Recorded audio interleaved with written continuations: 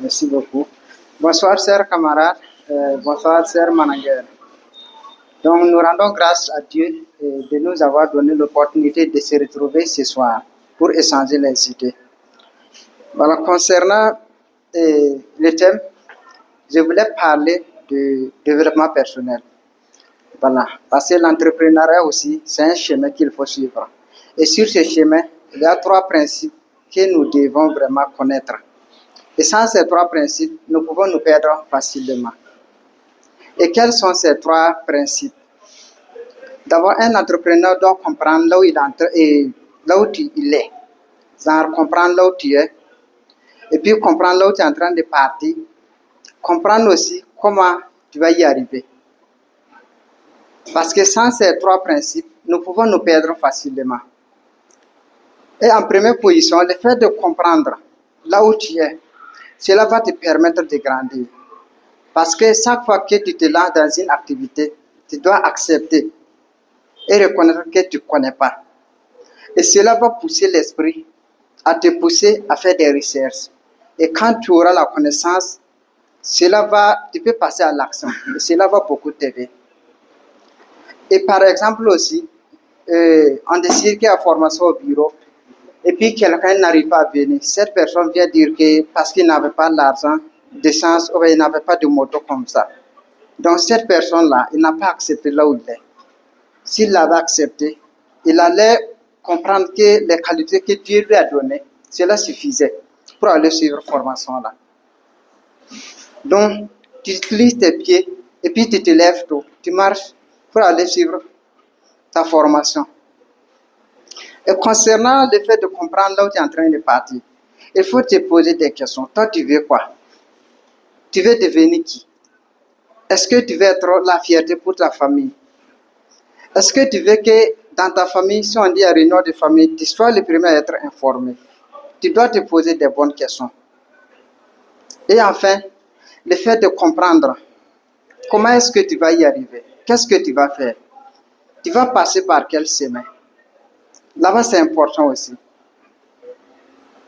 Est-ce que tu vas passer ton temps à aller prendre du thé? Ou bien tu vas passer ton temps à blaguer les autres? Ou bien à faire de n'importe quoi qui n'a pas de rapport avec ton avenir? Donc ça aussi, c'est pas vraiment important et trucs comme ça. Donc nous devons prendre ces trois principes au sérieux pour pouvoir tracer notre chemin. En plus, il faut que nous apprenions à faire confiance en Dieu et à comprendre que les qualités que Dieu nous a données, cela suffit pour pouvoir aboutir à notre réussite. Parce que si Dieu t'a donné les pieds et la tête de réfléchir, les mains, cela te suffit. Et quand tu fais confiance en Dieu, cela va pousser l'esprit à reconnaître que tu peux vraiment te battre pour arriver là où tu veux. Ensuite, il faut te faire confiance toi aussi. Quand tu te fais confiance, les gens aussi vont te faire confiance. Parce que de nos jours, les gens ont besoin de faire les affaires avec ce qu'on peut faire confiance. Les gens ont besoin de confier leurs secrets avec ce qu'on peut faire confiance. La confiance est vraiment importante dans notre domaine.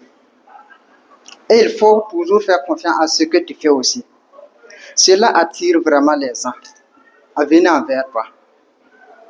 Quand tu fais confiance à ce que tu fais, parce que tu le fais avec cœur aussi. Et puis quand tu le fais aussi, tu es content de le faire. C'est ce que les gens veulent. Cela attire les bonnes personnes à venir envers toi. Et à ça, nous devons nous poser la question aussi. Pourquoi nous devons réussir? Et pourquoi nous ne devons pas réussir?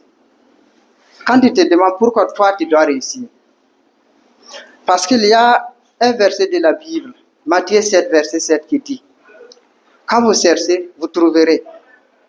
Quand vous demandez, vous allez recevoir. Et quand vous frappez, on va vous ouvrir. Et si toi tu décides de ne pas frapper la porte, ça ne va pas s'ouvrir.